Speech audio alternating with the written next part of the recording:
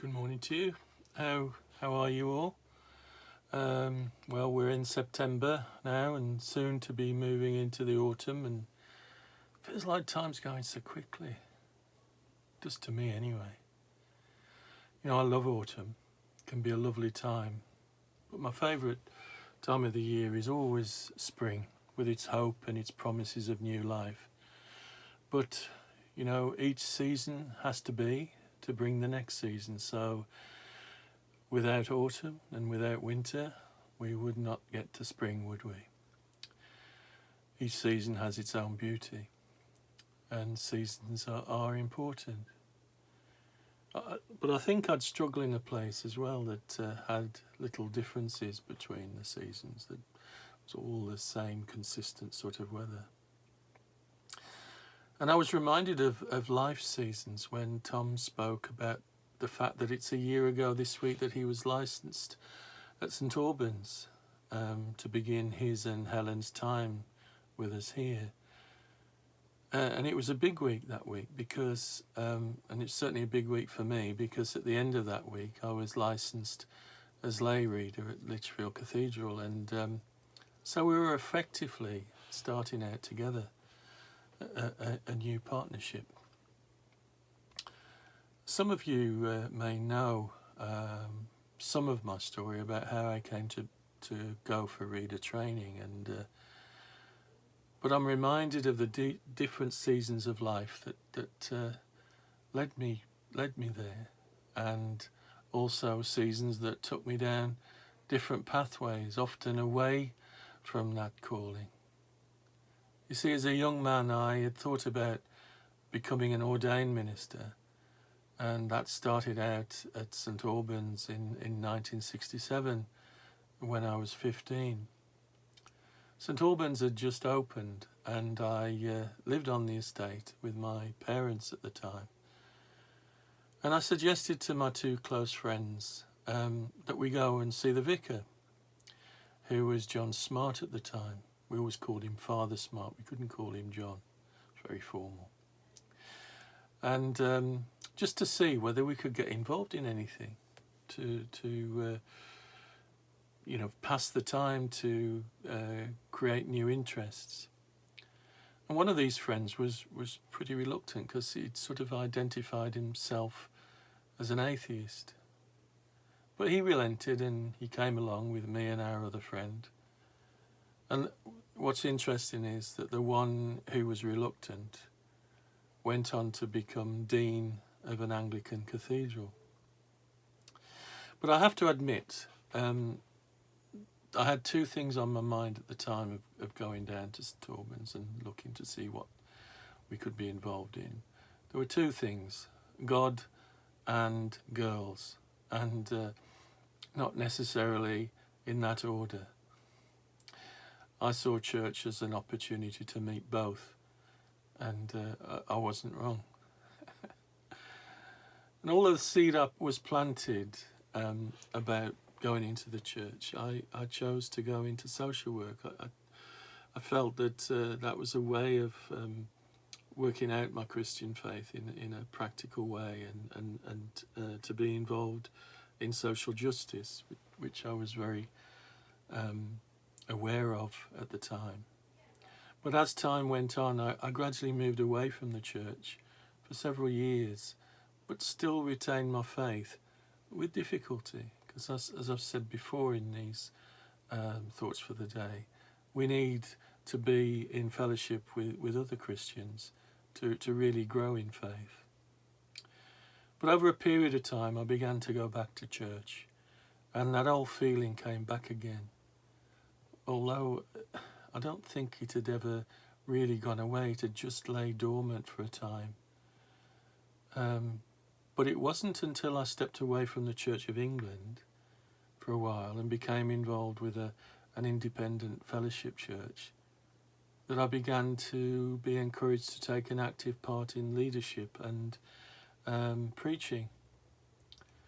And I was asked to preach within my first few weeks at this fellowship church, and I wondered why they were asking me. You know, what can I give? I don't know how to preach. I don't regard myself in that way.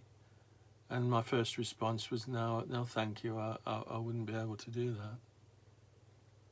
But they continued to encourage me until I eventually relented and did something that I thought myself incapable of. Not very well, perhaps, but nevertheless, I stepped out and did it. And in that time, I remember a friend and colleague, a social work colleague of mine, had become ordained, and his first curacy was at a church near where I was working, and I went to see him to have lunch with him, and we were in the vicarage garden having lunch, and I looked over at him in his dog collar and started to weep, and he asked me what the problem was, and I said, I should be sitting there. I should be sitting there. Something really touched me deeply. But after a time in the fellowship church, I began to realise that I was actually missing the Church of England. One of the things I was uncomfortable with in the independent church was a lack of structure that provided checks and balances. And yet it was that lack of structure that gave me the opportunity to lead and preach. But of course, now I'm back with the Church of England, I'll complain about the structure that provides the checks and balances. You can't win, really, can you? And I had to make a decision to leave that church, but where would I go? And I was thinking and praying about this, and there was a strong pull from the church of my youth, St Albans. And I went to have a chat with the vicar, Sam, who hadn't been long in post. And he was really encouraging. And from that point onwards, we began to go to St Albans regularly. And it wasn't long before Sam asked me to lead and preach. Now, my experience of the Church of England previously was that this wouldn't have been encouraged. But times had changed. There was a little more flexibility. And I wasn't sure why I'd been so strongly called back to St Albans. But I felt at home quickly, and eventually was beginning to see God's plan that had really been in place so long ago. And with the encouragement from Sam and Lawrence and Carl and Geraldine and other people, and my family and friends, I applied for reader training, although still believing that I wouldn't be accepted, still thinking, what had I got to offer? Well, I was accepted, and I spent 2 years with a wonderful group of inspirational people. We were all challenged at times by some really supportive and knowledgeable lecturers. People we got to know and we really respected them. And it was great to be with such a diverse group of people, lots of people, different opinions and different backgrounds, but we all had a common purpose. And 12 months ago this week, we were all licensed.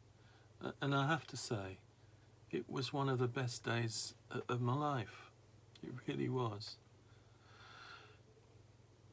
And as Tom said, it's been a strange year, particularly after all those years. But after all those years, I feel I've finally found my place, that I finally feel fulfillment, finally able to fulfill that call I had all those years ago. I know it's not ordained ministry, and I would have liked to go that way, but I'm sadly too old. I had a meeting with the bishop, and yeah, he's got those rules in place. He was lovely and very supportive, um, but maybe it was the right thing for me. And in all this, I realise that God never lets us go, that He's a patient God. Thank goodness He's a patient God, because I think I would have tired out anybody's patience over these years. And God works with all situations, doesn't He, to the good, if we can let Him in, if we let Him in. And when I've spoken about my feelings to different people, that I'd wasted all those years, that I should have, heeded God's call much earlier, and maybe I could have gone into ordained ministry.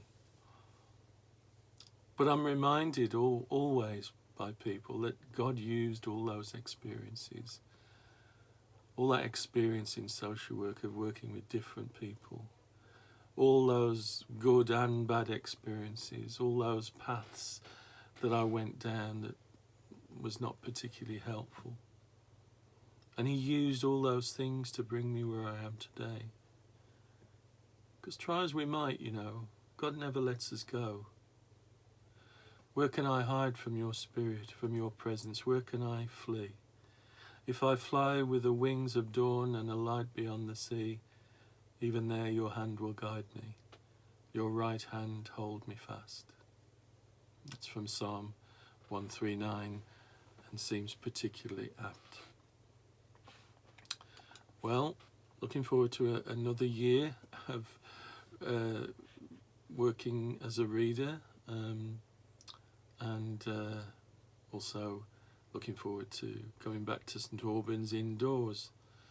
That'll be great. And look after yourselves, take care, and God bless. Bye-bye.